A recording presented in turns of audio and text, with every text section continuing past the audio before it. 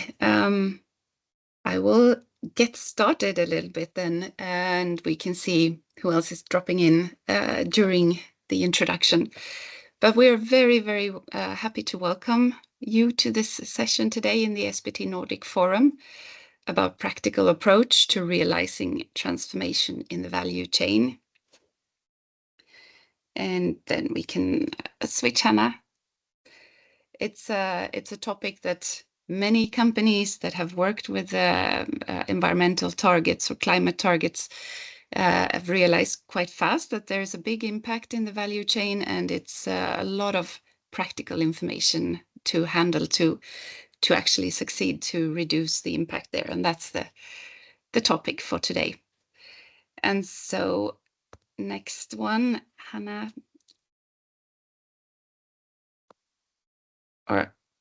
Thank you. I just wanted to give a quick start to introduce ourselves so you know who we are. I'm Elin Enquist. I'm responsible for the SBT Nordic Forum and consultant at 2050. And Hannah Mask is also with me, if you give us a wave, helping out with slides and questions and so on during the day, also working with the forum. And so if we go to the next slide, I just wanted to also introduce the forum for you, so you know, because not all of you know SBT Nordic Forum.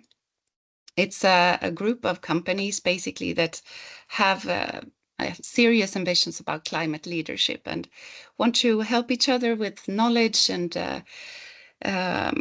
discussing how to solve things and just having support from each other in this important task. So we have a program of sessions during the year where we meet and discuss things and learn new things. And you can read more about it on our website. I think we're also posting the link if you're interested in knowing more. But that's the forum. That's the organizers behind this session. So let's move on to the next slide. And we also usually start with what's the latest news in SBTi. And just to really quickly go through this, I'm sure you know about the net zero standard, the version 2, that is on a pilot phase now. It's a new standard for how to set targets and work with them. And it's basically more focus on setting midterm targets and having a transition plan, among other things. So, and to also cover scope 3. So there's some news coming up from SBTi there. There are also sector-specific standards coming up for different important sectors, and a new validation portal. So instead of working with Excel sheets for setting targets and validating them, they have a digital portal. So they're phasing over to that. So that's just briefly some news from the SBTi, but that's not the topic for today. So as you did, Hannah, please put the agenda on. Today, the topic is value chain interventions and how approaches to catalyze action in the value chain. We have with us Silvana from VCI, who you will meet soon. And we will also have a panel with other companies to give a broader perspective on how they're working with the value chain. And so you are...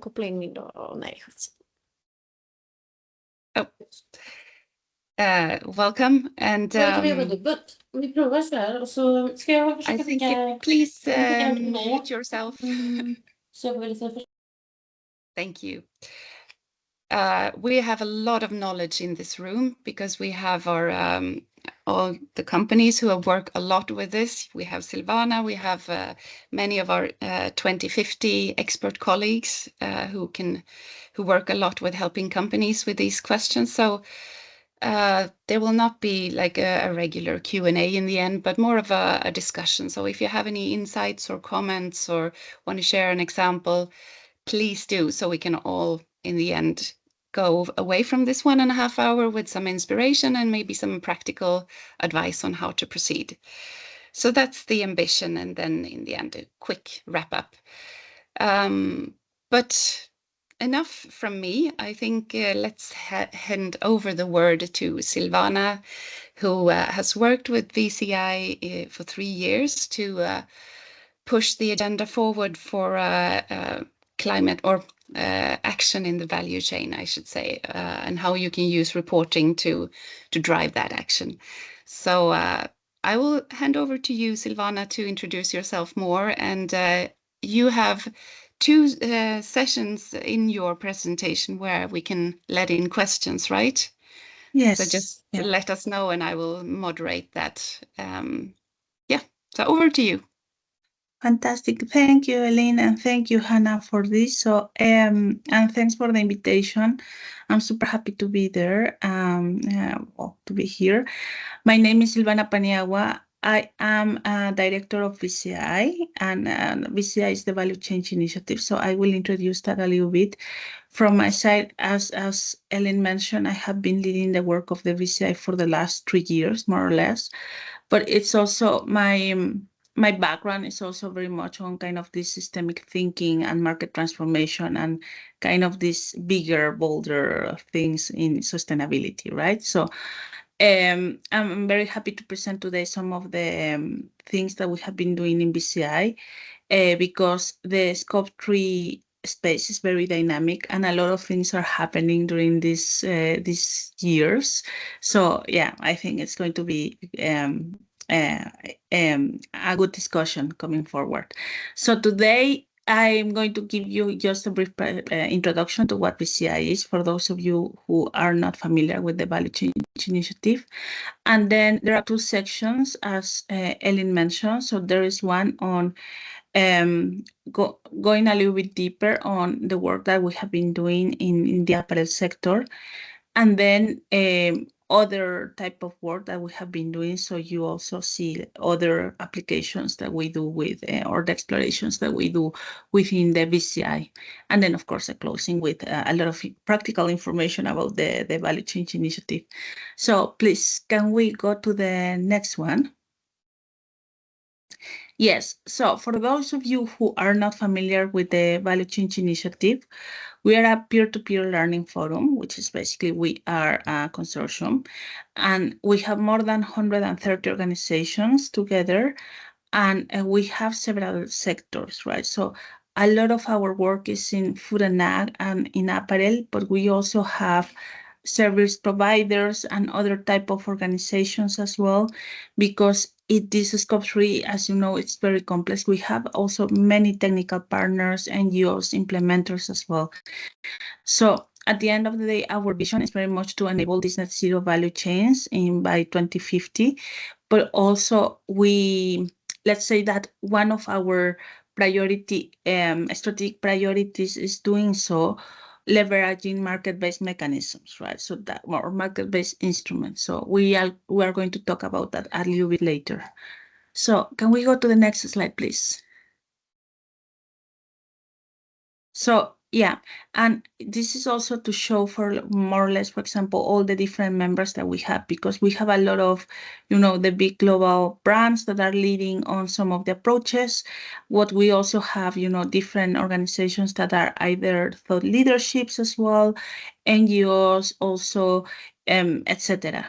All right. So can we go to the next slide, please? Yeah.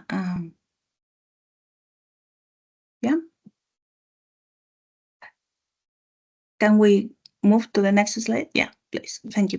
And these are some of the resources, because during the last years, we have been publishing a lot of work. So as I mentioned, we have 2 dedicated working groups, secretarial working groups, one in apparel, one in food and ag. But we also do some of the work that is cross-sectoral through the labs. And the labs are very much like exploration of different concepts, innovation, really. So, for example, we have all the work that we have done in guidance for food and agriculture. Also, we have case studies, and we have, even in the cross-sectoral, we have done explorations on what is the full, for example, the ecosystem that is needed for a scope 3, for sort of a sustainable scope 3 and functional system. And then, of course, on co-claiming, on also environmental metrics that are adjacent to carbon, etc. Right? So all of these documents are public goods. So that means that you can go in our website in the resources page and you can very easily download them without any, you don't need to pay anything. And then can we go to the next slide, please?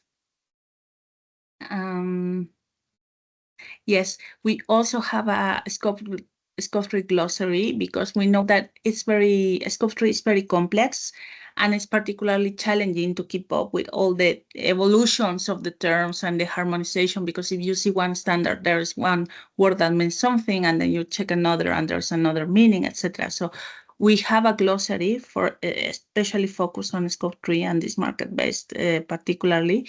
And you can find a lot of these different terms or some of the interpretations according to the explorations there. Even new terms that we have developed together with our members is there.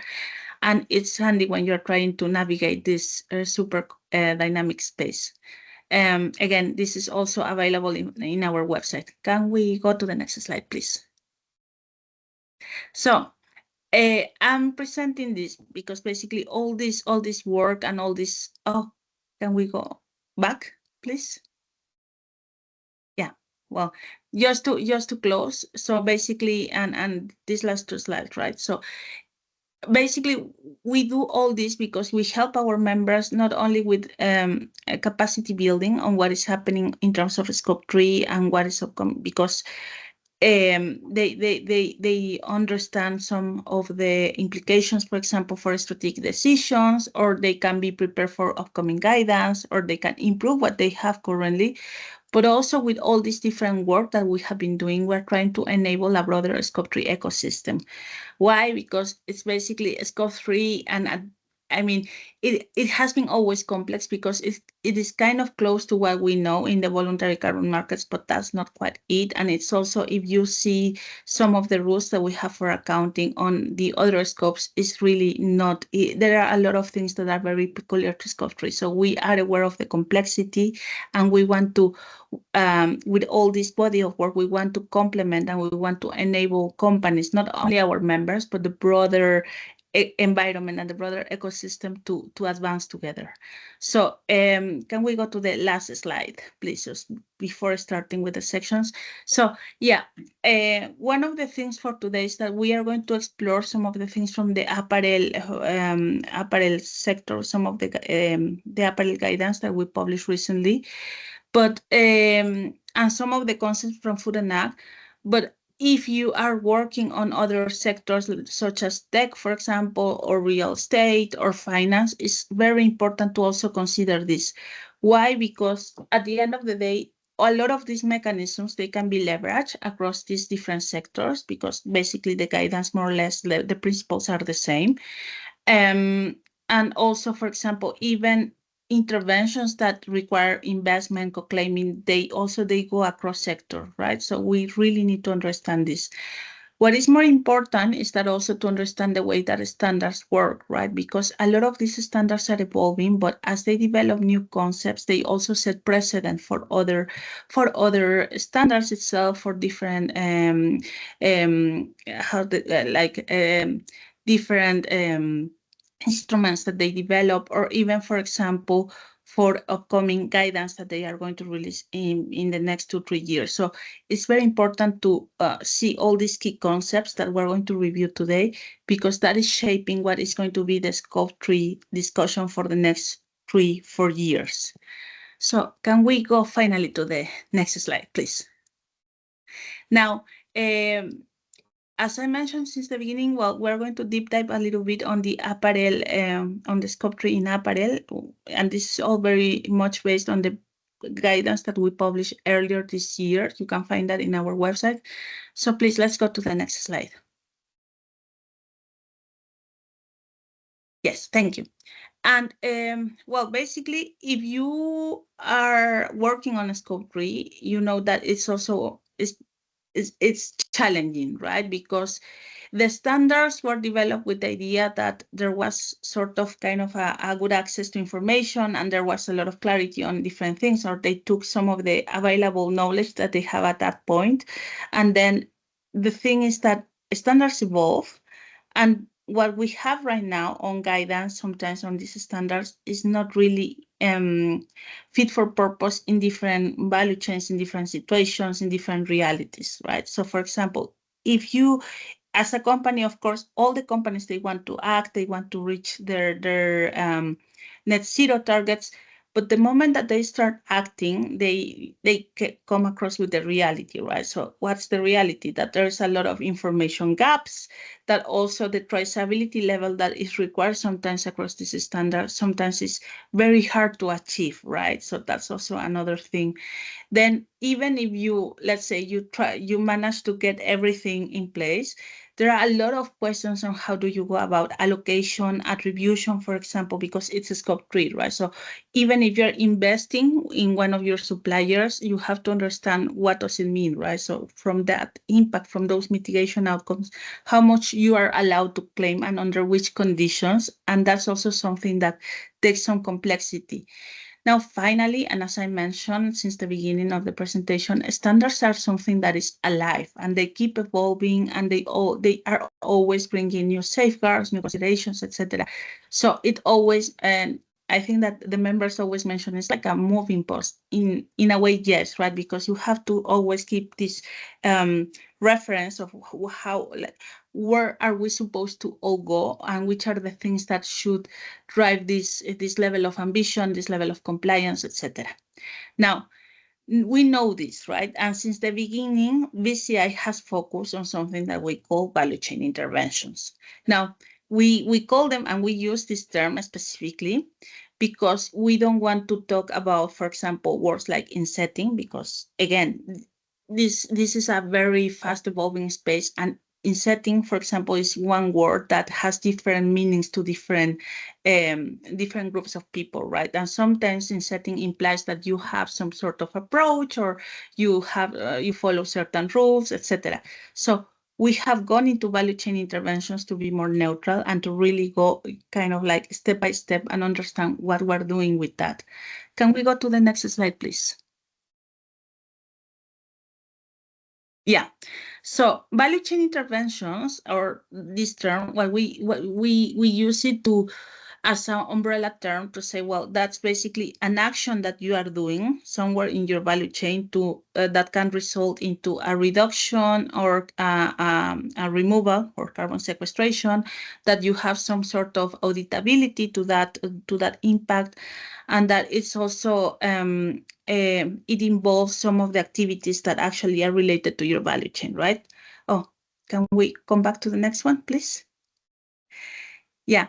Now, the thing is that also value chains are very dynamic, right? So what you are doing also can fall within and or outside your value chain or adjacent to your value chain, right? So even so, we call them value chain interventions because we're aware of this. But also, one of the questions that our members always come with is what makes an intervention, right? Because if you see, there is a whole myriad of things that companies are doing. So it could be training, it could be that you're training farmers, or you're training suppliers, or you are giving them tools.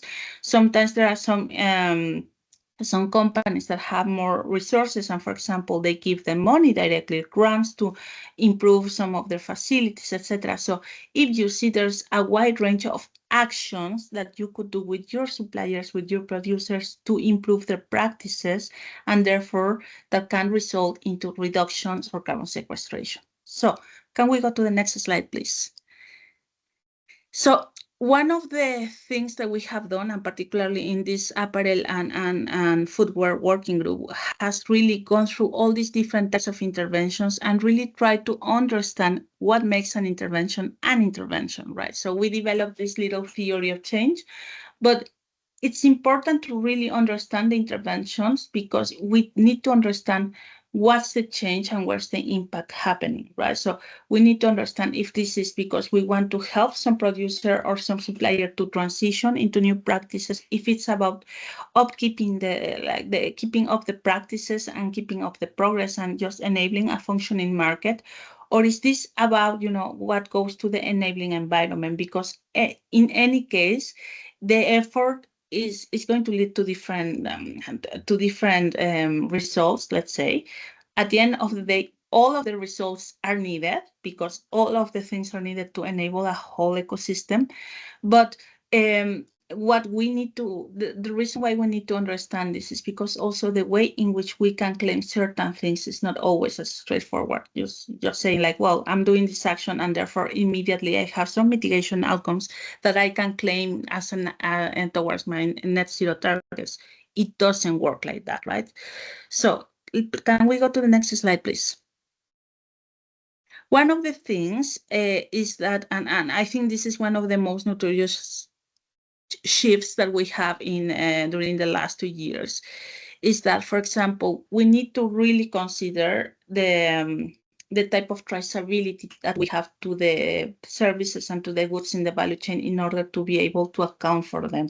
And this is particularly very relevant for scope 3 category 1, right? If we're talking about goods and services. So, and this is back to the also what I mentioned at the beginning, because in all these standards, every evolution sets a precedent.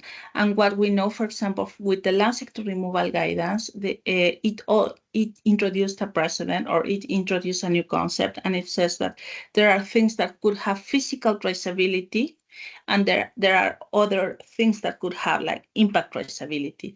And these two types of traceability are different because they are going to help us claim things on a different way, right? Physical traceability is what we normally know with, chain of custodies and so that, where we know the physical flow of the goods and we are able to track them, and we know how much, you can have a supplier specific emission factor, for example, and it's relatively easy to account. If you have done some of these exercises in accounting, you know that physical traceability is perhaps one of the hardest things to achieve in order to be able to account.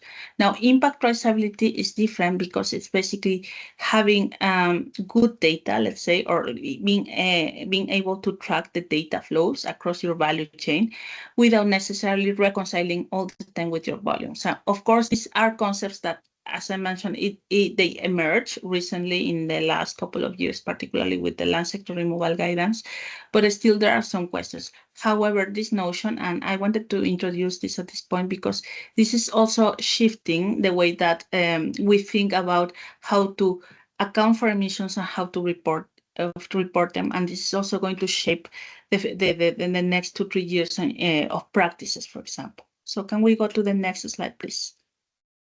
So coming back to the example of the apparel sector, for example, I think that apparel is a very good sector to talk about because it allows us to underpin different types of interventions, right? So, for example, in the raw material interventions, you can have these land-based interventions, which, for example, to produce cotton, to produce these fibers. And for example, these interventions, they have certain types of challenges, right? Like we know that always going to tier 4 is difficult. You are going to have limited traceability. And of course, this is it's always hard to establish certain things. So in the other side of the value chain, what you are going to find is that you have interventions that have to do perhaps more with manufacturing processes. So, for example, with electricity or even like other types of like improving processes, etc. And those interventions are also, they have a different set of challenges, particularly because they have traceability, because we're talking about products, right? So when we're talking about tier 4 interventions and raw materials, it's mostly the commodities world, right? So there is not a lot of differentiation, therefore it's difficult to have traceability, and therefore we can make assumptions out of that. Whereas in tier 1 or tier 2, for example, sometimes we have a lot of information about the products that we're dealing with, and therefore we cannot make assumptions as it is, right? So we have a completely different set of challenges that emerge when we are doing the accounting in these different extremes of the value chain. Can we go to the next slide, please? So if you, for example, you're reflecting on the pathways when you are on tier 4 and when you are like in the land-based interventions in particular, for example, the traceability is going to be a big challenge right there, right? So what we know, and again, this is also interpreting what the land sector removal guidance is saying, and some of the latest developments is that if you have a perfect level a very good level of physical traceability, it's very easy to account and report into what we have now as the greenhouse gas inventory. If you don't have physical traceability, but you have certain sort of certificates or certain things you can have, there are different ways to also establish or account for that. But if you do not have traceability at all, but you want to still do your interventions, and you know that you are making an impact in a certain set of farmers, etc., you can still account for that impact, but that is not going to be reflected in your greenhouse gas inventory, right? So what the land sector removal guidance says is that you have to report that separate from the inventory in the market as a market-based instrument, right? Again, one of the questions is that at this moment, that structure is not really known because there is not a standard or no framework that recognizes that yet, right? But we have the precedent, as I mentioned, that the land sector removal guidance is saying that that structure exists. It's a little bit like also on scope 2 that we have the real, like the physical or the normal way of accounting and the market based. This is some of this type of logic as well. Please, the next slide. And what I was mentioning at the beginning, because in tier 1 to tier 3, for example, that we have a different approach because we might have a better traceability to what we are dealing with the products. There, the problem might not be so much the traceability or how to define, for example, an emission factor or how to make sure that we have impacted products, because having traceability means that we know which are the products that have been impacted and which are the products that have not been impacted by the intervention. So in the manufacturing, for example, in apparel, one of the common interventions is a brand could make an investment in a supplier on a manufacturing facility, and that investment is going to influence the whole output, right? So because, for example, it could be that it's renewable energy that they have installed some they change a boiler or they did something that is going to impact the whole output of the factory. The problem of that is about the attribution. So basically what that means is that the brand or the company that is investing is not going to be able to claim 100% of the impact that they are realizing with that supplier, because that has to be reconciled always to be into the current inventory with what they are sourcing, right? So, and the reality is that value chains are very dynamic. So it means that if a company invests in a supplier, that doesn't mean that that company is going to be buying 100% of their outputs all the time, because it's a free market, right? So there is always this challenge that it's different what you can invest from what you can claim. And therefore, under what we have currently, sometimes it disincentivizes investments, right? Because the fact that you cannot take credit for all of it, it makes companies a little bit more resistant to willing to invest or to partner with suppliers to take this type of interventions. So can we go to the next slide, please? Now, as I mentioned, it's really, right now it's a really dynamic moment because a lot of things are happening. So one of the important things, and also this is, for us, it's a little bit like groundbreaking, the notion of this impact traceability is strengthening all this this fact that there is a market-based reporting line, right? So, and that, or reporting column, and that those efforts are going to be recognized. Now, also, as you know, the net zero standard, there is a draft now, and there are certain things that are changing. One of the things that is now under discussion is also if it, how is it going to work out with the 90% cover up of the emissions and the 10% neutralization. Well, I think that's very much static. But what is under discussion is how, like, all this 90% that requires mitigation, how is that going to work out? There are some interim part of that could be done through the indirect mitigation and through some types of different mechanisms, etc. Right? So that's also something that is under discussion. And for example, the beyond value chain mitigation instruments, because those are mostly for contributions or compensation. So before they were something that they were not linked to the corporate inventory. And for example, the corporate net zero standard already introduced that this is also part of what you can declare as targets as well, right? Not necessarily to count towards net zero, but that's also some sort of recognition in the middle ground, right? So again, all these reporting practices are changing, and that also basically that means that everything that is happening in the value chain and the amount of information that you have, the amount of traceability that you can have, the way in which you are structuring your interventions, everything is going to have certain implications for what you can claim and report. Now, can we go to the next slide, please?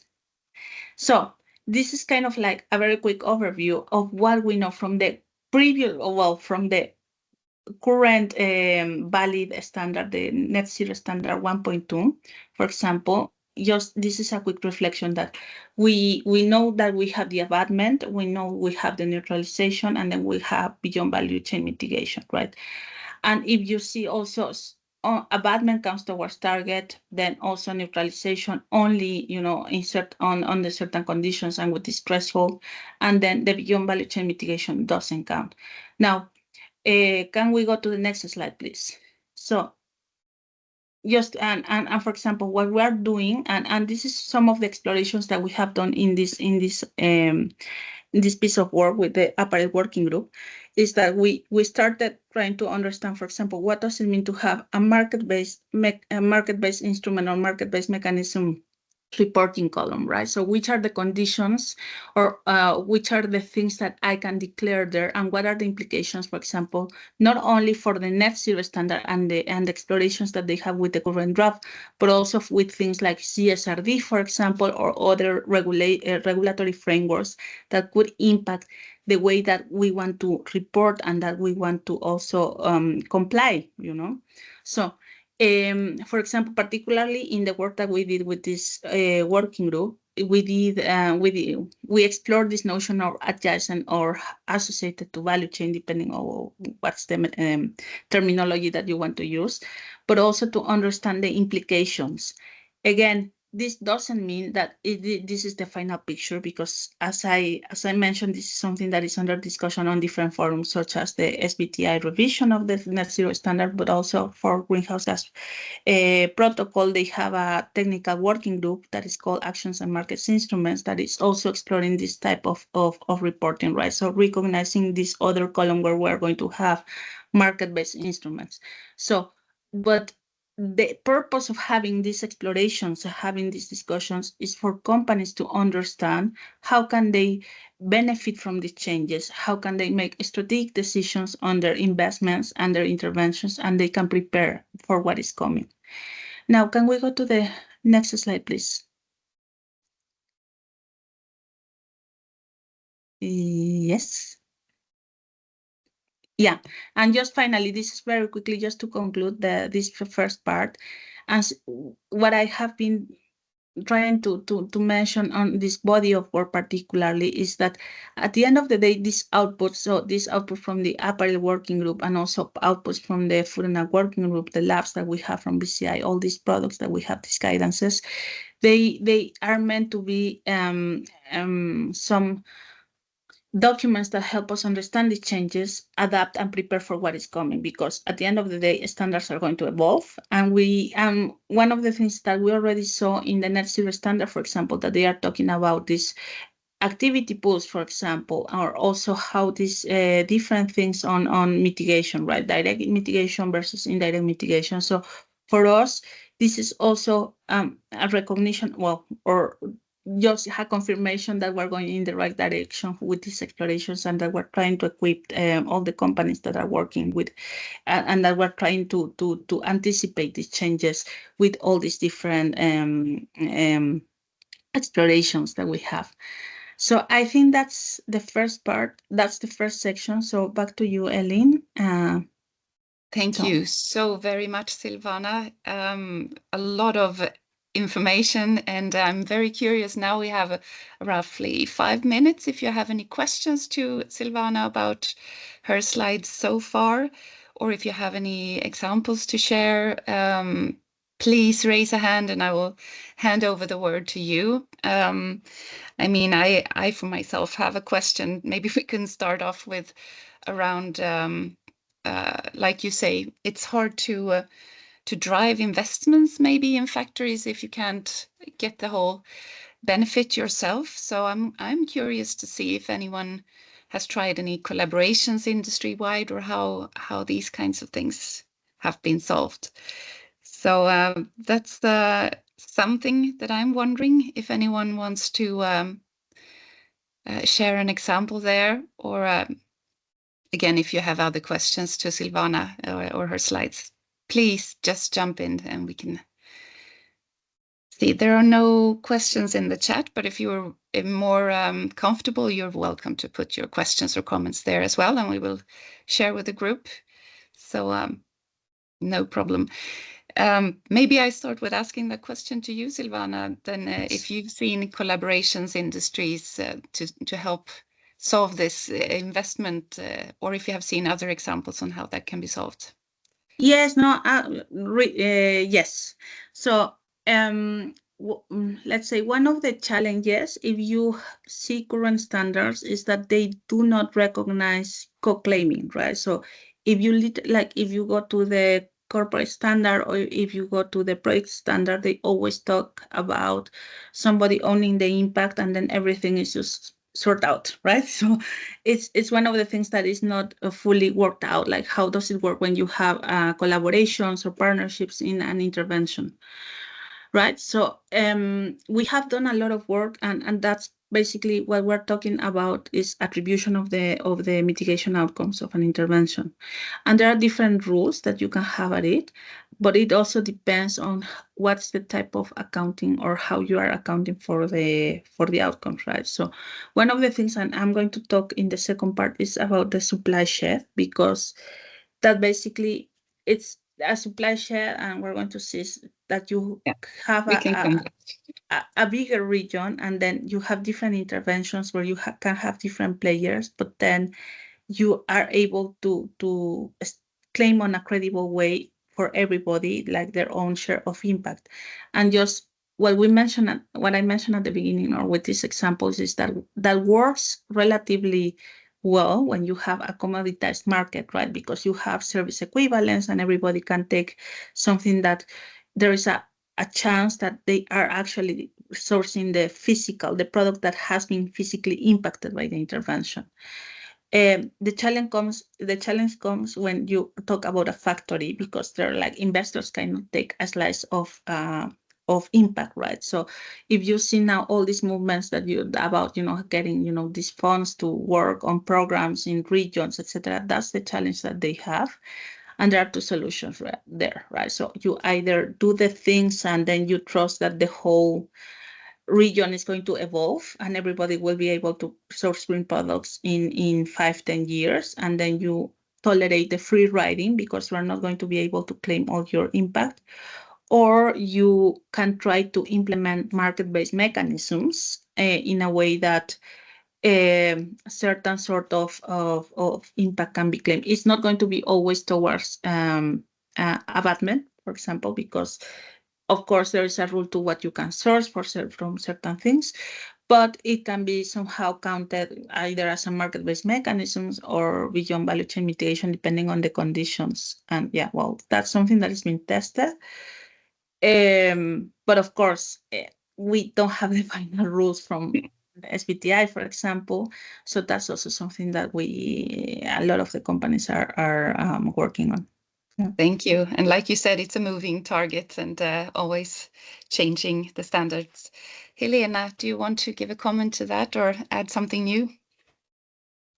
Yes, first of all, thank you, Silvana. It's super interesting to have you here. And so important questions. I'm working on a daily basis with the food and the forestry and the transition, and struggling with those questions all the time. I just would like to add on the question on what you just discussed. And I think now we are very technical and it's very high level of what you're presenting. And I think maybe I understood half, maybe.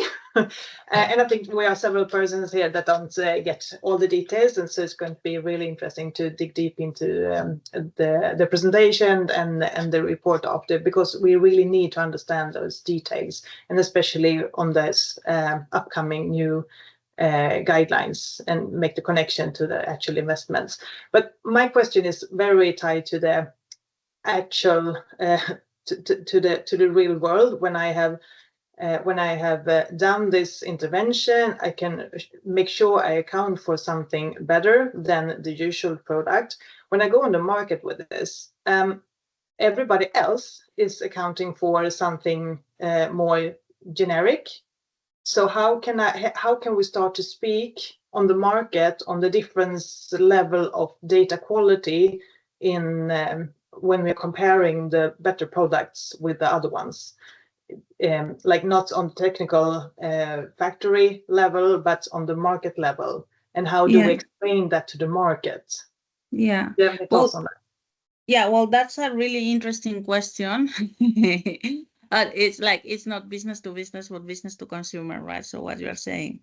And I think that also that requires kind of the bigger picture and the bigger transition, right? Because also one of the, and I mean, in the last 5-10 years, there has been quite a lot of discussion in Europe, for example, on the labels, because the labels are meant to communicate and to try to also to educate consumers to some degree, right?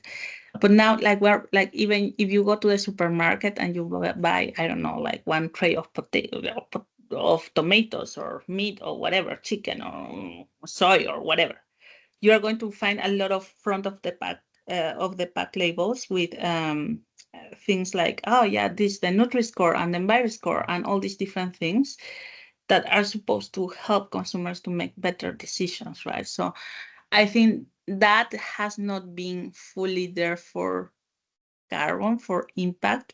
Why? Because it's complex. And I think that there are some tools from different organizations that talk about, yeah, this product is climate neutral. So, that's the other thing, like on products, it's a whole different logic on how you account, and there are different standards and different frameworks, which don't always follow exactly the same rules that you have on the organizational level, right? Because if you talk about the corporate net zero standard, the Scope 3 standard, those are to report on organizational level.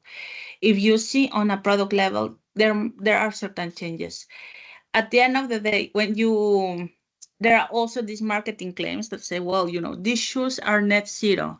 That's not true. No, that's not true. And that is also why we have this now in Europe. We have this EU, like the Green Claims Directive, for example, to just not to allow these misguided claims or confusing claims, right? So you could have an organization that is compensating very highly, but that doesn't mean that a product can be net zero, right? So they might be doing efforts to compensate and to get to a sort of neutrality somehow, but that doesn't mean that it's net zero by itself, right? So it's a difficult pathway, because I think that even just trying to reconcile the organizational level standards and accountability with the product one is hard.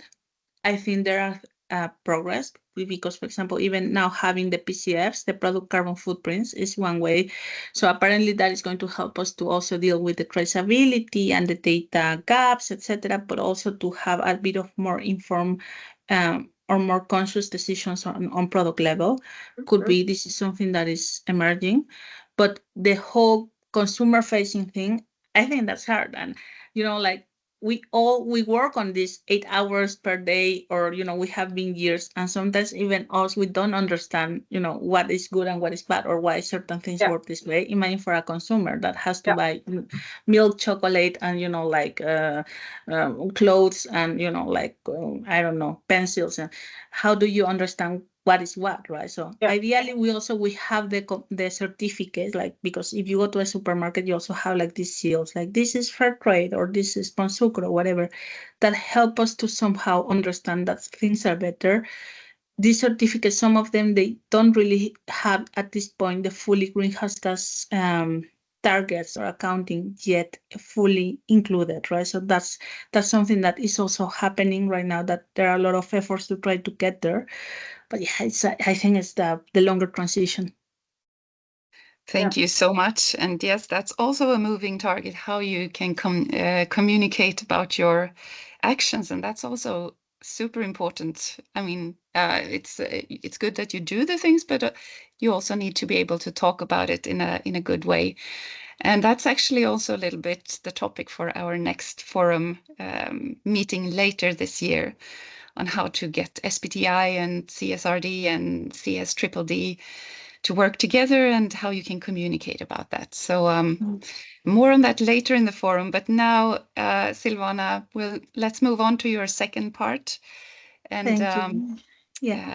yeah, over to you again. Yeah, thank you. And I promise I won't make it as extensive. So on this part, I wanted to also share something that we have been working in. But this is in the context of the Food and Ag Working Group. But again, I think it's important that we see it from the perspective of these new instruments and the, like being able to report certain things on an aggregated level, which is kind of like the trend as well, right? So can we go to the next slide, please?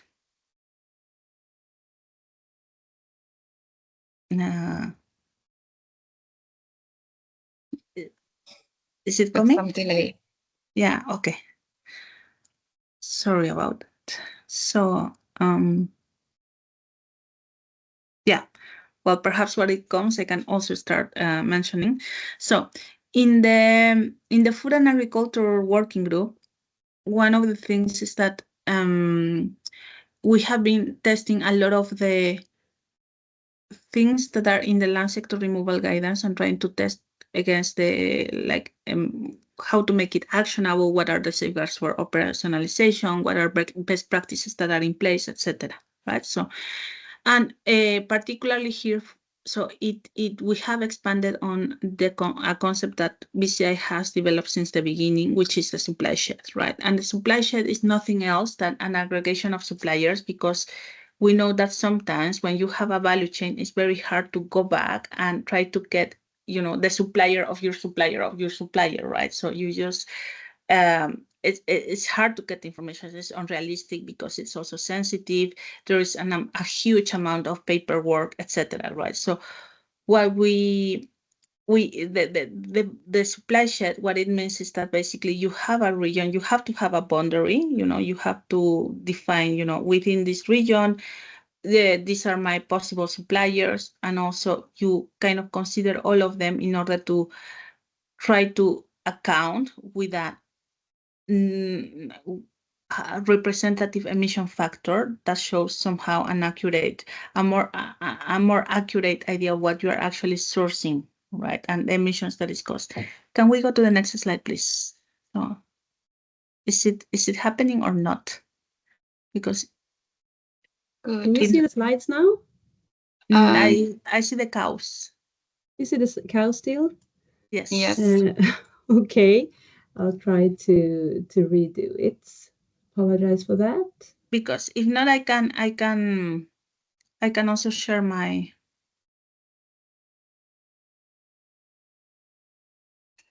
Yeah. No, cows are back. Cows are back. Okay. So if not, I can try to do it from now Yeah. that is there. Now, okay, perfect. Yeah. I'm sorry for that. Okay, so and well, the previous one is fine, because it's again about the challenges, because basically when you are trying to make an intervention, thank you. When you have an intervention, and particularly if you are sourcing from a region, you know that there are certain goods that will end up in your value chain, like dairy, cotton, and whatever. And you make an intervention in the region where that is produced, then the problem is, of course, like, how do I account for that impact? Because we know that there are different methodologies for accounting. It can be inventory accounting, it can be project accounting. So how do I account? Then also, what's the level of traceability that I have, of physical traceability? Or, for example, how do I improve that? Or how do I build the system even? So that's also something that is not that easy. And then, of course, once you actually have this figure out, one of the things that we realized is that there was also no clarity on what is the emission factor that you should use, because the emission factor is also key to report more accurate emissions, right? It always says, well, you use an emission factor. Well, what emission factor? There are emission factors that come from database. There are emission factors that come from some suppliers. There are emission factors that I can hire one of these companies that goes with satellites and they give me an emission factor, but which is the one that I have to use, right? Because that's also not clear. So let's go to the next slide, please. Because of that, we have been exploring this concept, as I mentioned, the supply chain, and the supply chain is an activity pool, basically. But the supply chain and all the work that we have done is not all, but let's say some work that we have done from the BCI is very focused on the application in the food and ag sector, and is testing these principles that are mentioned in the LSRG.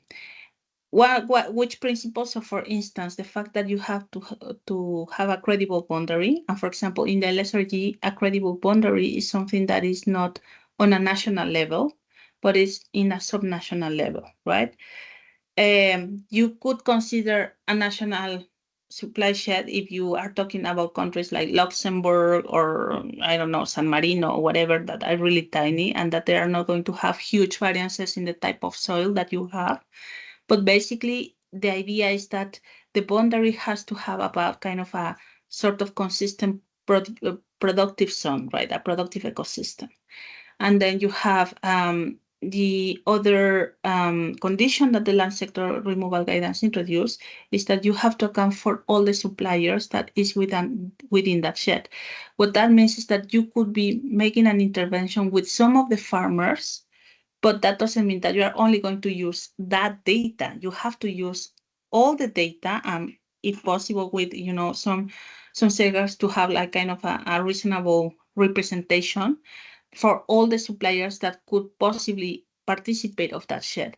Now, these supply sheds, what the problem that they solve is for the aggregation and the mixing of goods, because we know that in commoditized markets, for example, if you think about dairy, if you think about cocoa, if you think about anything like bananas, so you have producers that are in a region that they go and they take their products to a cooperative, and that cooperative aggregates and then grades and sells the goods to processors, and then that travels down the value chain and starts, making co-products, etc.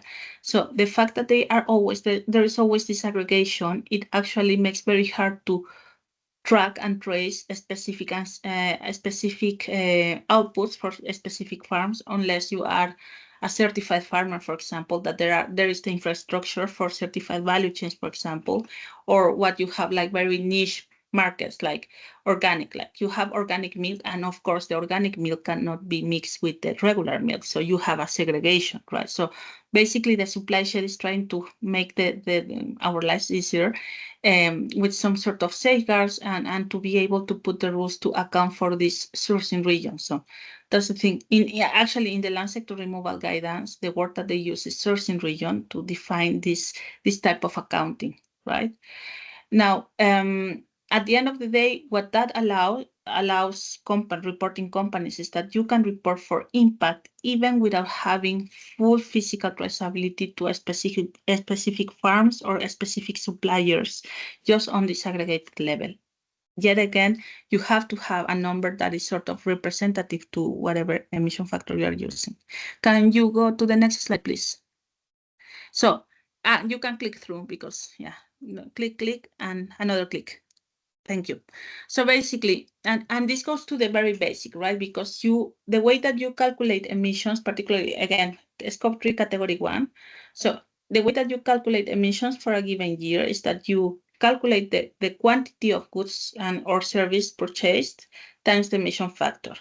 The quantity of goods, I mean, the relevant part of that is that you have to have certain assurance or certain notion of that, the origin and the traceability, right? And I just put a note there because particularly during this year, we have been doing a lot of work on traceability, and we have been partnering with ICL Alliance, which is kind of the house of the chain of custody models and this type of things, to clarify further how those traceability gets implemented in greenhouse gas accounting. And I will talk more about that at the end.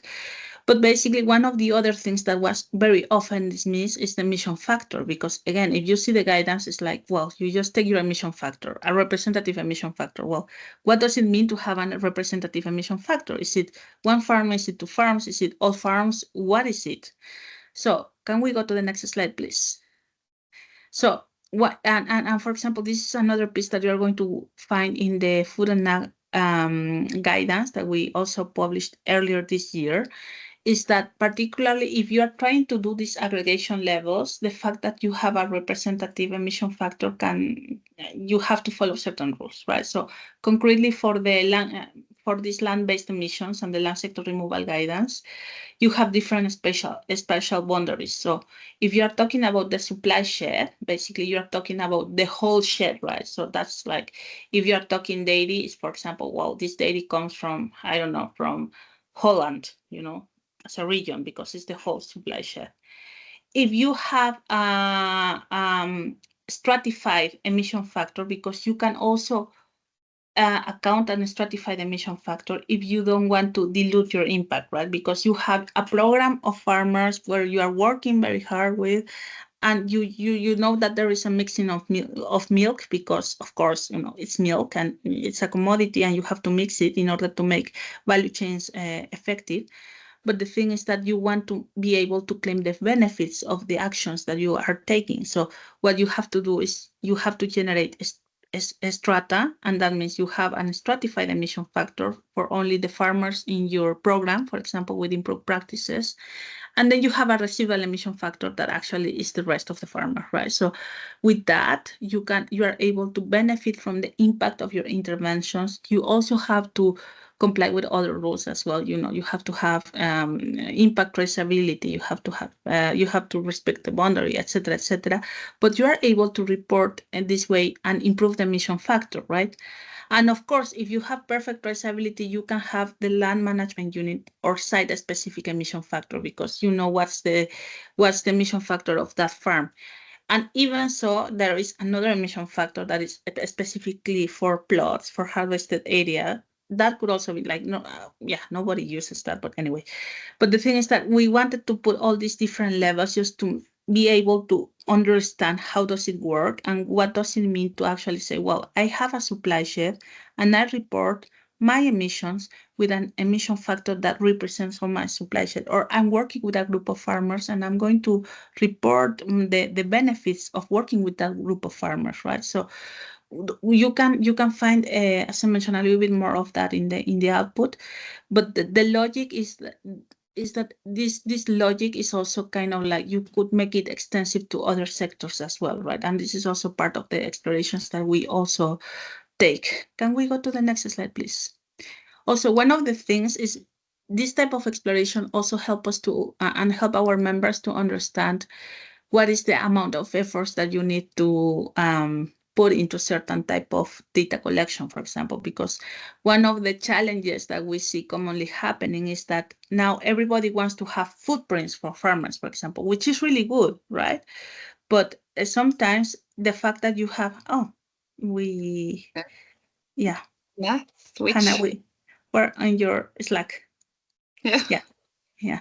So for example, the fact that you have perfect footprints for all your farmers doesn't mean that you are able to claim those emission factors, right? Because there are other things that you have to comply with, like the traceability, etc., etc. Now, we also, in this exploration, we did a little bit of a checklist of what you would need in order to be compliant with the land sector removal guidance, for example. So one of the things, as I mentioned, was the boundaries, which is very important. So you have to be on the subnational level. You have to include all the potential suppliers, and you could have like differentiated practices with the strata.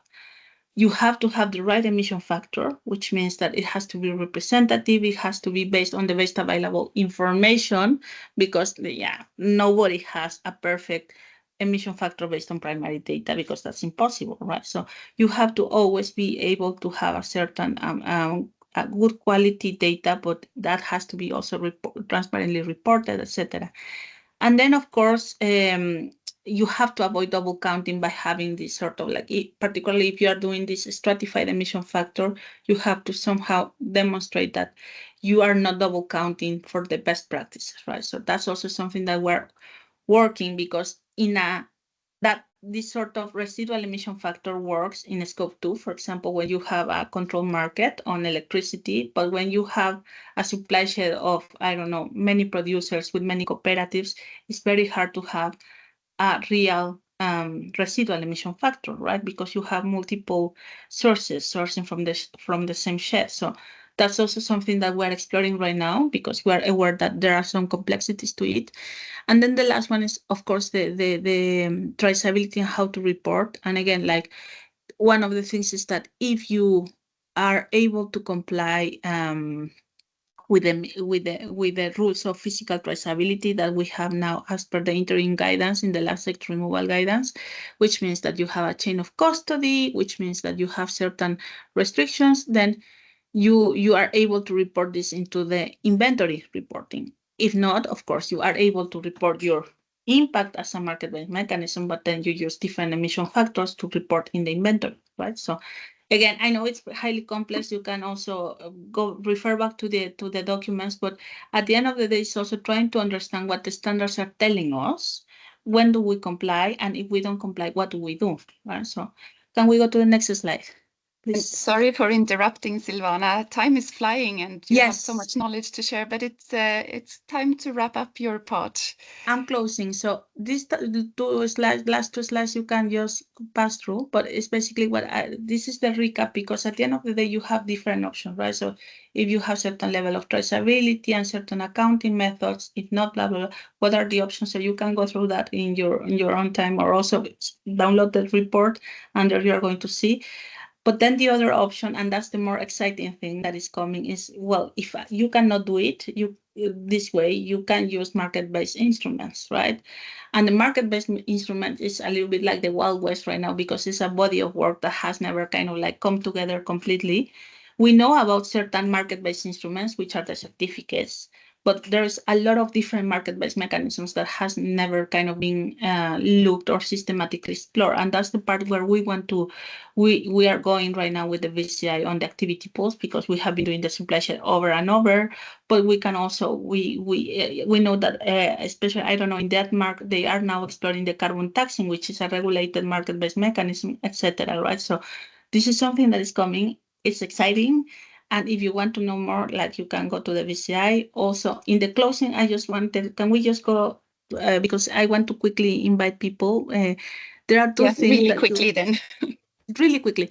So you have there are also used study cases that you can see in the site. You can download them. So can we go to the next slide? If you are in New York for the New York Climate Week, please join us. So that's also you're able to get a ticket there. And just the next slide, please. And also to say, if you want to know more about these things, we have two upcoming webinars that are external. One is the market-based instrument roundtable. We're going to do something to explore more about these market-based instruments. And then the other is the traceability work that I mentioned. So I think that is also a very cool piece of work that we have been doing with ICIL, which is really try to take the time to understand what happens to an emission factor where it travels down the value chain, what is mass balance, because everybody talks about mass balance, but really when you really try to implement it, it's very hard, right? So, and that is, at the end of the day, that's kind of the foundation of what you are able to claim later on, right? So this is super important, and this is also very, like, it's key to have all the different companies trying to understand this and trying to see what are the implications, because then we can realize how much we can comply to certain conditions, and we can be able to advocate or amplify certain positions across the different sectors. So that's it from my side. Thank you. And I mean, you have so many interesting experiences and knowledge to share. So time flies when there is a lot to share. Thank you so much. Now it's time to digest this a little bit and broaden the perspective and see how this, we've looked more into the textile industry now as an example. So let's see now how other industries are approaching value chain and practical work there. So I would like to welcome Erik Wottrich from Tele2 and Alexander Heldahl from Green Food and his colleague Annie Svensson as well. So if we can get some spotlight on you, I just want to introduce the panel a little bit first. These are companies that have worked with value chain and reducing impact a lot. They have quite big impact from the value chain. So I'm assuming you have a lot of experience on how to do this and what can be troublesome and some learnings on the way. So really interested to hear both what you thought about Silvana's presentation. And so let's start there. What is the impact from the value chain in your company? And what did you think of the presentation? Erik, do you want to start, please? Sure, thank you. And thank you, Silvana, for a super interesting presentation. I think when we look at the impact of Scope 3 for us now, we have almost 99.5% of our emissions in Scope 3. And more than 85% of that is upstream, so with our suppliers. And it is a big challenge for us. It is an area where we sometimes feel that we have a bigger opportunity to have an impact on our suppliers. And then in other cases, when we have big global companies as our suppliers, we find it more difficult because in a global scale, we are a smaller customer. But I can come back to how we feel that we can also influence some of these larger companies, even though we're a small customer later on. That sounds interesting. Let's come back to that. Alexander or Annie, who wants to start? Yeah, I can start. And hello, my old colleagues at the 2050. Nice to see you again. So we like Erik, has a lot of our emissions in the upstream Scope 3 categories. So basically, yeah, 80% of our emission comes from the production and transportation of the food, fruits and vegetables that we purchase. And we are a group of companies, so we have a part of the value chain within the group, but a lot of the companies at the farm gate level is outside our group. So the big challenge here is, as Silvana mentioned as well, that there's different cooperatives, agents that sell these type of fruits. So to get the information from farm gate level is very hard. Thank you. And so both of you or all of you, first step is, of course, to see that you have a big impact in the value chain.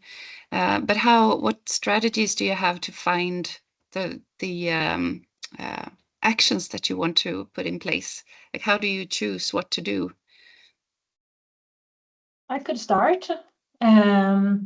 We realized that where we can, we have worked a lot with our product mix, which is easier for us since it's in our own organization. But now we have to start to work with our suppliers and the primary production. And we realized that we don't know so much about our products. So the first step for us was to try to take our hotspot products, but a quite broad perspective on hotspot products, and try to get to know more about the production of these products. We also needed to get to know more about our suppliers, because we realized pretty quickly that since we have loads of products from all over the world, we need to hang on to suppliers that have climate targets and an active work themselves, because then we could somehow do some kind of free riding, or you can see it as we might pay a bit more for product which have lower climate impact. So we have put a lot of work to do this mapping and to educate all our purchasers about what questions are important, why are we asking this, and also to later on get the climate aspect into our onboarding and sourcing routines. You should always ask, do you have climate targets? Do you have an active work? And apart from that, we have focused a lot on the easier parts of the emissions from the agricultural sectors. So we have focused on the fossil fuels a lot, fertilizers and fuels in working machineries, heating of greenhouses, for example. Thank you. And a quick follow-up question. How did you decide the hotspot suppliers that you mentioned in the beginning? How did you find who to work with? Yeah, so the hotspot products are, of course, the ones with the higher climate, that stands for the largest share of our climate impact. And from there, we work with our largest suppliers of these products. But since we realized that we have a very challenging journey ahead of us, we need to work a little bit broader. So we need to also work maybe with some products that we buy less volumes from, but that we know that there is an active work, because 0.5% here and 0.5% there will suddenly add up. Thank you. Thank you. And Erik, what's your strategy, Tele2, moving from like a climate assessment to see your footprint and then a strategy on actions? Well, since we saw that such a large part of our emissions were with our suppliers, and I shouldn't say that actually. Let me start in this sentence instead. When we set our science-based target, our leadership team wanted to see what is the plan to achieve these targets. They were not willing to accept a target that was just ambitious or visionary and something that we'd work towards.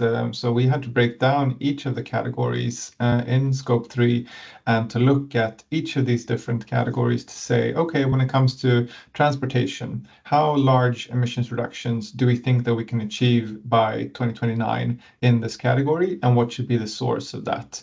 I'll use transport as an example. I mean, part of it will be that maybe we can reduce our transport volumes and become more efficient in that. And then part can be in changes from our suppliers' use of fossil fuel, so that we saw like a combination of that and that together would lead to the targeted emissions reduction. But I mean, our largest emissions obviously are with purchased goods and services and capital goods from our suppliers. And there we saw that we have a number of our largest suppliers that have set ambitious climate targets. So there we thought, we need to follow these, how they progress until our target year. And for the ones who haven't, we're fortunate that we have these first ones as examples, so we can point to them when we go to the ones that had not set sufficiently ambitious targets. And what we've done since then is to try to break down then what our emissions are from each of our largest suppliers. And we're fortunate that we only have a few dozen suppliers that account for the largest part of our emissions. So we have quite a manageable scope and size of the number of organizations that we need to engage with to be able to drive this emissions reduction. Yes, so then we have looked at, we've made a really, what I think a really nice graph where we look at their climate targets, and if they assuming that they will achieve the climate targets that they have set, and assuming that we continue to buy the volumes from them that we did in 2019, are their targets sufficiently ambitious for us or not? And then we can have a really interesting discussion about that delta, if there is a delta. So if they're not sufficiently ambitious and we say that we want to continue to buy the same amount of products, how can we solve that? So either, push them to further increase their emissions reductions, or otherwise, if we want to achieve our target with each of our suppliers, which is not a target that we have set, we can of course offset between different suppliers and have more emissions reductions with one or another.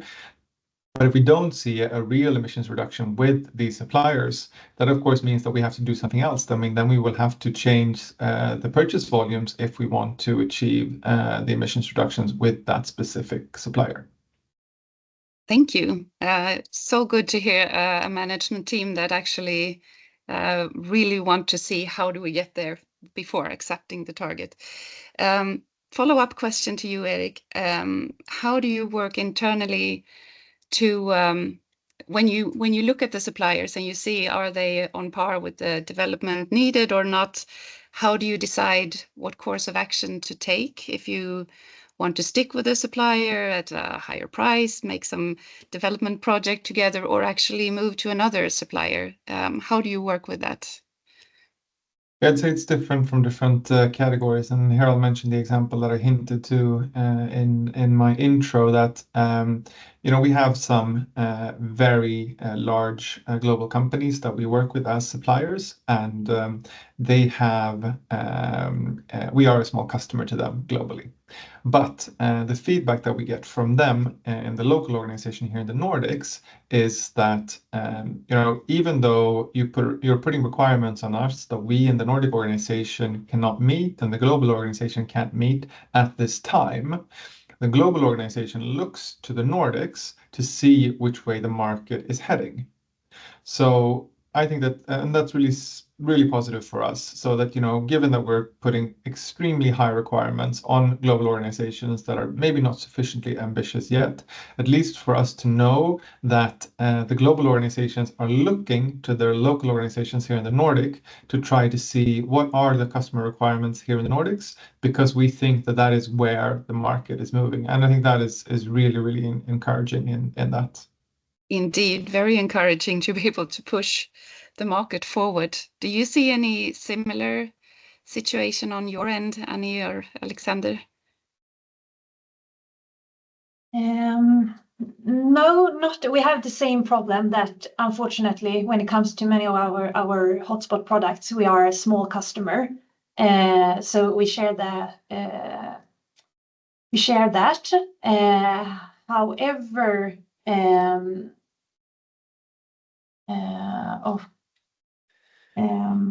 would you?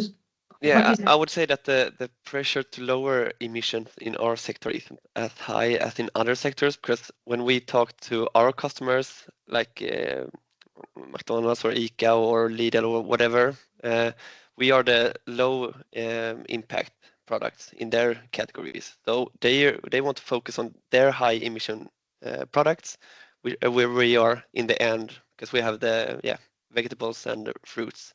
So that makes it hard. So we don't have the pressure from our customers to do good, basically, but we have it from our investors and other parts. But in the customer perspective, we don't have that pressure yet, so to say. Yeah, and what I was supposed to say was that what we have seen is that if we are very even to a competitor, for example, our customers might choose us because they feel that we have a good and proper work at sustainability as a whole and a nice traceability, also when it comes to social aspects and so on. So we see that we can sometimes win the competition, but it's not, sustainability is not the main reason. Yeah. Understand. Thank you so much. So then an open question to the three of you, like more operational. How do you work with your suppliers to get them to help you reach your target or to minimize risks? What tools have you tried, and what do you have in your toolbox now? Maybe you want to go ahead, Erik. Yeah, sure. So I think one important step that we're taking this year is that we are including very strict requirements on our suppliers when it comes to climate in our business partner code of conduct, which is the sort of foundational document that's included in all of our contracts with our largest suppliers. And I think that is going to be very important, and we're really increasing the ambitions in that and requiring science-based targets and so on in that. So I think that will be a key tool for us moving forward. But I also want to, we try to do this in dialogue and try to do it as something that's integrated in our procurement activities. So it's not something that's driven by the sustainability department in a separate discussion with perhaps the sustainability department on the other side, but rather that it's our procurement department that is talking to our key account managers with our suppliers on this. And then, of course, the sustainability department needs to be a part of that discussion, but that we try to use the forums that procurement already has for other types of business-related discussions, so that this also becomes a business-related discussion and not something that's sort of a nice-to-have discussion on the side. Perfect. Thank you. And green food, what do you say? Yeah, I mean, I would say that we are quite early in our process, but it's also to spread competence, to get sustainability involved in the conversations with our suppliers, and to just get the information that we can today, basically. So just try to spread competence to the people that do the different choices. I also, Yeah. Alex, can't you tell about the win-win situations in transports? Yes. No, but I mean, we are a low margin sector, so it's the price is it's a very high parameter in the different products. So we try to find these different win-win situations, and transportation is one of our large emission categories. And there, to purchase biofuels and so on can increase the cost a lot, which doesn't make sense in our sector. So here we try to find how can we not higher our costs but still get the benefits, so to say. So here we try to maybe find a transporter and maybe hire the volume from that transporter, and with that they win a larger business, or and we can get the benefit of biofuel. So if I try to working with different solutions with our transport suppliers, etc., we can find these different types of win-win, both sustainability and also not increase the cost. So we try to focus a lot of these different type of solutions as well. Good to hear some concrete examples. Time flies when you have such interesting people on stage, but I have one final question for you, for both of you or all of you. With a few words, what do you think is the success factor or advice that you want to give from your sector and your work to the other industries here? And the other part is, what is the biggest challenge right now where you would like to have advice back? So if you can summarize that, and let's see, we start with green food this time. Yeah. I think the biggest challenge for sure is the data gaps. I think. And to get the change to happen as well, especially since the largest business area is that we buy unprocessed fruits and vegetables and we sell them onwards. It's a low margin sector. We would like to have high requirements in our code of conduct, but we couldn't, because our suppliers won't be able to meet them. They are many. They are sometimes big, sometimes small. If they are big, we are usually a small customer, and we need all of them to start to make the transition. But we have no money. Like it's when we sell processed products, which we sometimes do, then we have bigger margins. But in this case, we don't. And that's not anything we will solve. I think we just have to work and take baby steps and suddenly things will solve. We can't stand here and wait. So we take baby steps and just hope that the transition will come, and we won't be able to do it alone. So sometimes we try to look at what suppliers do have other customers, big customers with high requirements, so that we can go with them. That's sometimes our only choice. Thank you. And the upside, do you have an advice for the other sectors, really short? Yeah, I mean, work with serious suppliers and customers that really boost your confidence as well. And also maybe celebrate these small victories as well. I think that give you courage to move and work forward as well. So, yeah. Perfect. I will give the word to Erik to answer the same question, and then really quickly to you, Helena.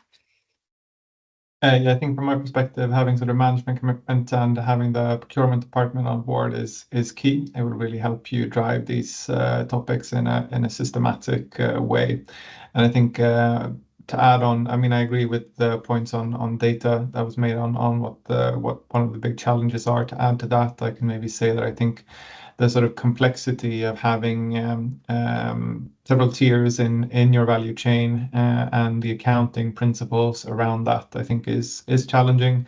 And I mean, part of that is also when you start talking about, for instance, an internal carbon price, that when you have a lot of your emissions upstream, it sort of becomes a challenge when we say that we want to start putting money in a fund to help Apple reduce their emissions. Like, it becomes so bizarre in that. So I think that the complexity of upstream's value chain, when you have a lot of your emissions there, is a topic that I am be happy to take input on. Thank you so much. So there is still work to be done and connections to be made afterwards, and so we can collaborate on this. Now, Helena, did you want to add something? Just a really quick comment to green food, or a question rather. I mean, it's obvious that it's a very low margin business that we need to change, and many of the small scale farmer won't be able to carry this cost by themselves, and therefore the overarching model on how to get it done and who should pay for it, I guess that is depending on that the right stakeholders are asking the right questions. Who would you say is the right stakeholder that needs to start to put higher pressure on the system from your perspective? We are one of them, but we need to go together with our both colleagues and competitors within the sector. I think that's something that is like especially the fruit and vegetable sector has been historically extremely competitive, but we have to start challenging that. Actually, I think. However, I have always think that the retail, our large supermarkets, they are earning the lion part of the earnings from the food sector, and they have to put money. They have to start to give away some of their earnings, but that's easier said than done. But we know that the lion part of the money is there. All right, thank you. Thank you, Helena. Good question and interesting answer. With that, I want to thank the panel. You've been awesome to have you on stage and to listen to your insights and learnings. Now, time flies, and with respect to your time, maybe we should let in if there is one question before we end, or one comment from any of the other industries here before we wrap up. For example, textile friends in the room, do you recognize what you've heard? Someone who wants to give a final comment, then you're most welcome. Yeah, thank you, Olivia. Good to hear. Okay, so then with 1 minute to go, I just want to thank you all for being here. Silvana for so much knowledge. We will look at your slides and digest them afterwards. And I mean, keep the discussion going between yourselves. As you hopefully have seen, there are many challenges that are the same. You can learn from each other and drive change together. And at 2050 and Nordic Forum, we're here to help. And I also want to close with the forum that we have another meeting or two actually later this year, one about CSRD, SBT and CS-DDD coming up, and then a physical meeting later in the year. So if you want to join, please do. Anyhow, a lot of thank you for today, and good luck with your value chain work moving forward. Thanks, everyone. Thank you. Bye. Bye. Hej då, ha det gott. Hej då, kul att se dig. På andra Fint att se sidan. dig, Alex. Ha det gott. Ha det bra. Ha det bra allihopa. Hejdå.